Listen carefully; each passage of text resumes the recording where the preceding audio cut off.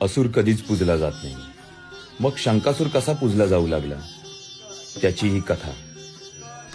भगवान श्रीकृष्णाने 65 दिवस भगवान सांदीपनी ऋषींकडे वास्तव्य केलं विद्या शिकण्याकरता. आणि त्या काळात त्यांनी 64 दिवसात 64 कला आणि 64 विद्या त्यांनी संपादित केल्या. आणि शेवटच्या दिवशी त्याने सांदीपनी ऋषींना गुरुदक्षिणा काय देऊ म्हणून विचारलं. तेव्हा गुरुजींनी सांगितले की माझा मुलगा हा समुद्राने गिळला असावा. म्हणून श्रीकृष्ण बलराम हे समुद्राकडे गेले आणि समुद्राकडे गेल्यानंतर त्यांनी विचारणा केली की सांदीपनी ऋषींचा मुलगा आम्हाला दे.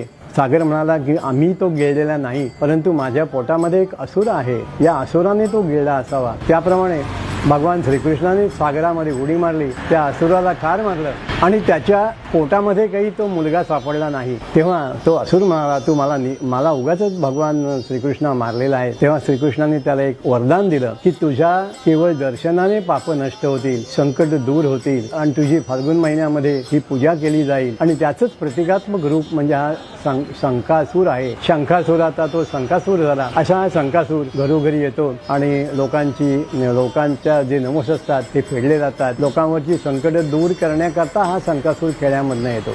असा हा कोकणामध्ये प्रसिद्ध असलेला शिमगोत्सव हा साजरा केला जातो.